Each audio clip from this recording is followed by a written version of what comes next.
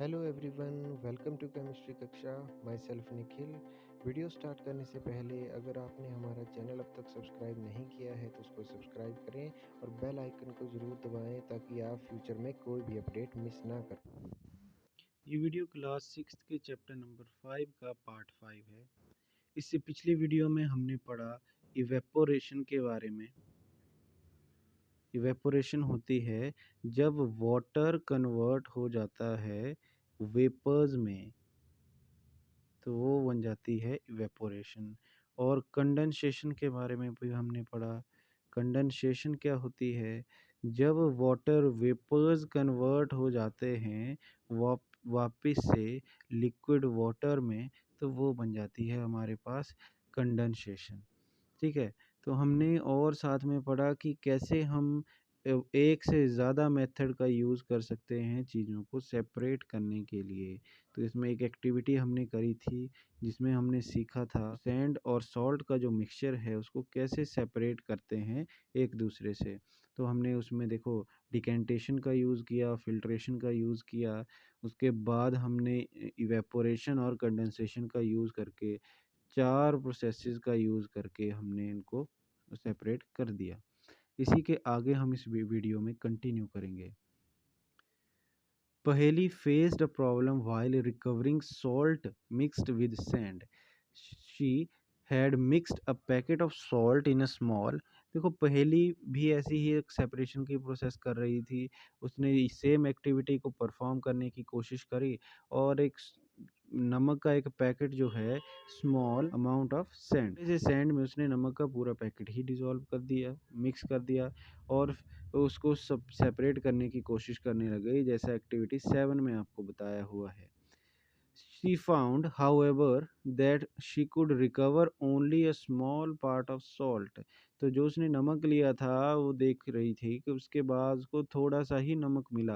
उसने ज़्यादा नमक डाला था पर उसका जो है सिर्फ कुछ पार्ट ही उसको रिकवर कर पाई और बाकी पार्ट वो रिकवर नहीं कर पाई। तो क्या गलत हुआ होगा? तो जो भी गलत हुआ है उसका आंसर आपको यहाँ पे मिल जाएगा अगले टॉपिक में। तो इसको पढ़ते हैं आगे। Can water dissolve any amount of substance? क्या पानी में कितना भी सब्सटेंस जो है घोला जा सकता है? In chapter 4 we found that many substance dissolve in water. Chapter number 4 में हमने देखा है बहुत सारे सब्सटेंसेस पानी में डिज़ोल्व हो जाते हैं और उनका सॉल्यूशन बन जाता है। We see that these substances are soluble in water. हम बोल सकते हैं कि ये जो सब्सटेंसेस हैं पानी में सॉल्युबल हैं। What will happen if we go on adding more and more of these substances?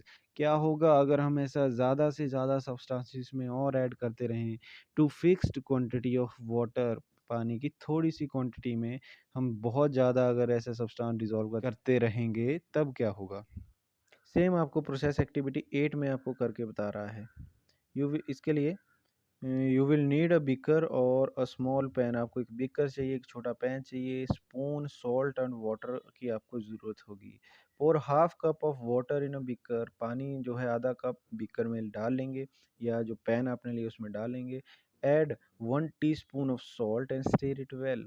एक चम्मच आप सॉल्ट का डालेंगे और उसको अच्छी तरह से स्टीर करेंगे, घोलेंगे अच्छी तरह से until the salt dissolve completely। जब तक जो सॉल्ट है पूरी तरह से डिसॉल्व नहीं हो जाता।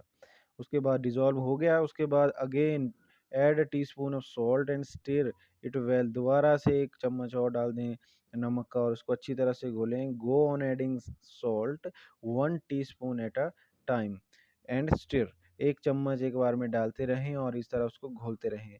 2-3 चम्मच डिसॉल्व करने के बाद after adding a few spoon of salt do you find that some salt remain undissolve. आप देखेंगे कि कुछ जो नमक है वो डिसॉल्व नहीं हो रहा होगा और जो बॉटम ऑफ बीकर है या बॉटम ऑफ पैन है नीचे उसके बॉटम पे आपको दिखने लग जाएगा।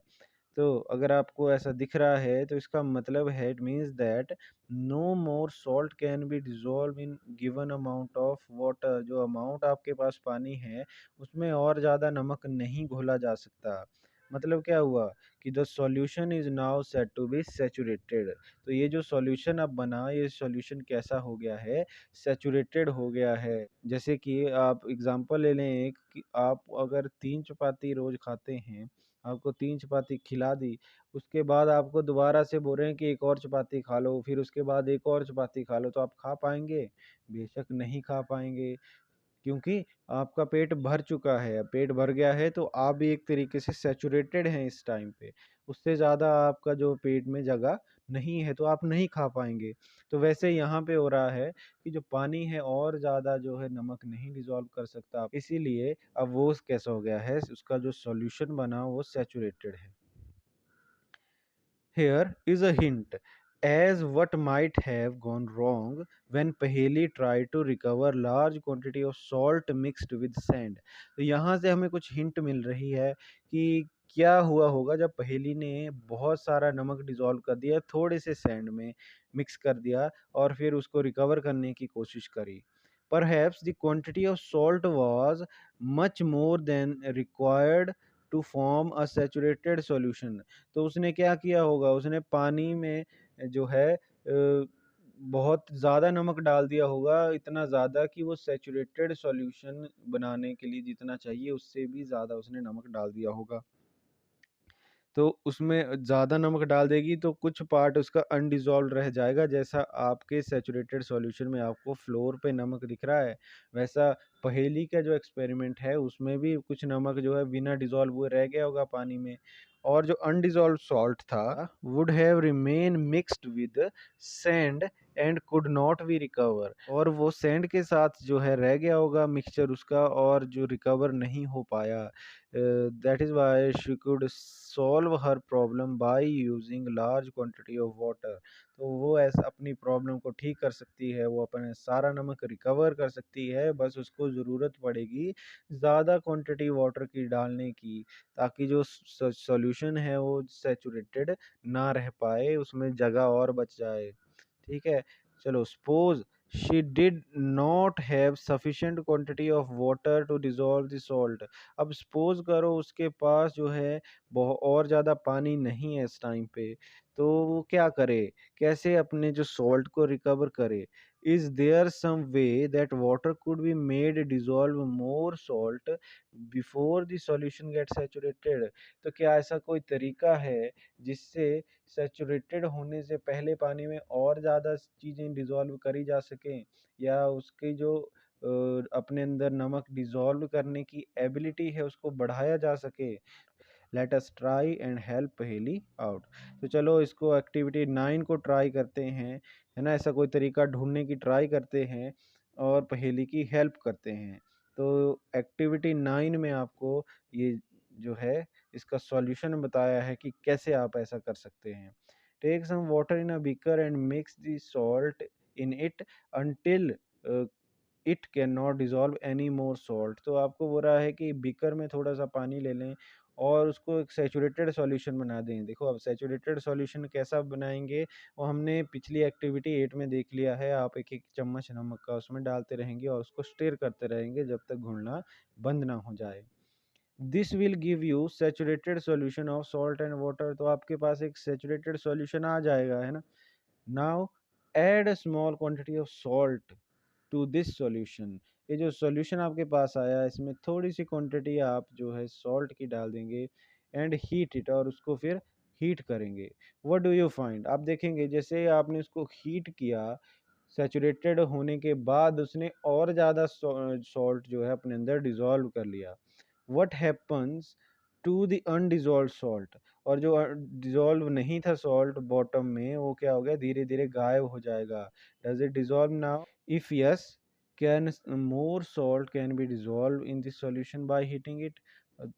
अगर हाँ, तो क्या इसमें और ज़्यादा नमक जो है डिज़ोल्व किया जा सकता है? तो हाँ जी, बिल्कुल और ज़्यादा नमक इसमें डिज़ोल्व कर कर सकेंगे आप, अगर आप उसका टेम्परेचर जो है बढ़ा दें। Let this hot solution cool, और ये जो गर्म सॉल्यूशन है इसको अब थोड़ी देर ठंडा होने दें। Does the salt appear to settle at the bottom of the beaker. तो आप देखेंगे जैसे जैसे ये सॉल्यूशन दोबारा से ठंडा होगा तो कुछ जो सॉल्ट है आपको दोबारा से दिखने लग जाएगा बीकर के बॉटम में। This activity suggest that larger quantity of salt can be dissolve in water on heating. ये एक्टिविटी आपको बता रही है कि हीट करके पानी का टेम्परेचर बढ़ा के उसमें और ज़्यादा क्वांटिटी डिजॉल्व करी जा सकती है नमक की। Does water dissolve equal amount of different soluble substances? Let us find out। तो अब ये पूछ रहा है कि क्या सारे सब्सटेंसेस जो हैं वाटर इक्वल अमाउंट में डिजॉल्व करता है। एग्जाम्पल के लिए आगे आपको एक एक्टिविटी बताई है, एक्टिविटी 10। इसमें हम इसको चेक करेंगे। Take 2 glasses and pour half a cup of water in each of them. दो आपने गिलास लेने हैं, उनमें आधा आधा कप आपने पानी का डाल देना है। Add a teaspoon of salt to 1 glass and stir till the salt dissolve. एक चम्मच सॉल्ट का ले लें और पहले गिलास में, जो फर्स्ट आपका गिलास है, उसमें आप उसको डिजॉल्व करें। गो on adding 1 teaspoon at a time till the solution सैचुरेट्स। जब तक सैचुरेटेड सॉल्यूशन नहीं बन जाता तब तक आप क्या करते रहेंगे, नमक ऐड करते रहेंगे एक के बाद एक टीस्पून, और उसको अच्छी तरह से स्टीर करते रहेंगे। फिर आपने नोट कर लेने हैं कितने टीस्पून डालने के बाद जो सॉल्यूशन है वो सैचुरेटेड बन गया। तो यहाँ पे आ जाएगा वो नंबर, मान लो कि 4 के बाद ऐसा हुआ तो आप लिख लेंगे यहाँ पे 4। Record the number of spoons of salt that dissolve in water in table 5.2। तो इस टेबल में आपने इस तरह से उनको लिख देना है। Now repeat the same activity with sugar। और शुगर के साथ भी आपने सेम ही एक्टिविटी रिकॉर्ड करनी है, और repeat this with some other substance that are soluble in water। और कोई और सब्सटेंस जो आपके पास अवेलेबल है और जो पानी में soluble है, उसके साथ भी आप ऐसा करके देखेंगे और फिर उनको कंपेयर करेंगे आपस में, क्या सभी के अमाउंट बराबर आए। What do you notice from table 5.2? Do you find water dissolve different substance in different amount? हाँ जी, तो हमने बिल्कुल ऐसा ही हम ऑब्जर्व करेंगे कि अलग अलग सब्सटेंसेस को पानी अलग अलग अमाउंट में ही डिसॉल्व कर पा रहा है ना। We have discussed few method of separating substances. इस चैप्टर में हमने कुछ मेथड ऑफ सेपरेशन पढ़े सब्सटेंसेस के। Some of these method of separation presented in this chapter are also used in science laboratory। जो साइंस लेबोरेटरी में ऐसे कुछ मेथड यूज होते हैं, जैसे कि फिल्ट्रेशन हो गया, कंडेंसेशन हो गया, इवेपोरेशन हो गया, अलग करने के लिए। We also learn that solution is prepared by dissolving substance in a liquid। और हमने सॉल्यूशन बनाना भी सीखा कि सॉल्यूशन कैसे बनेगा। जब हम किसी सब्सटेंस को लिक्विड के अंदर डिसॉल्व करेंगे तो सॉल्यूशन बन जाएगा। A solution is said to be saturated if it cannot dissolve more of the substance in it। और सॉल्यूशन को सैचुरेटेड कब बोलेंगे, जब वो और ज़्यादा सब्सटेंस अपने अंदर डिसॉल्व नहीं कर पाएगा तो उसको सैचुरेटेड सॉल्यूशन बोला जाएगा। तो ये था हमारे पास चैप्टर नंबर 5। इसमें हमने कुछ मेथड ऑफ सेपरेशन देखे, कुछ जो डेली लाइफ में हम यूज़ करते हैं, जैसे हैंड पिकिंग हो गया, थ्रेशिंग हो गया, सीविंग हो गया, है ना। कुछ लैब में जो हम यूज़ करते हैं, जैसे इवेपोरेशन, कंडेंसेशन, डिकेंटेशन हो गया, फिल्ट्रेशन हो गया। तो ऐसे बहुत सारे मेथड सेपरेशन के हमने देखे, और कि कौन कौन से सब्सटेंसेस को अलग किया जा सकता है उनसे, वो भी हमने चेक किया। साथ में हमने ये भी देखा कि क्यों किसी सब्सटेंस को सेपरेट करना ज़रूरी होता है। तो ये सारी चीज़ें हमने इस चैप्टर में डिस्कस करी। आई होप आपको ये वीडियोज़ अच्छी लगी हों। इसके बाद हम इसके अगले जो चैप्टर हैं वो भी आपके लिए ला रहे हैं जल्दी ही, तो बने रहिए हमारे साथ।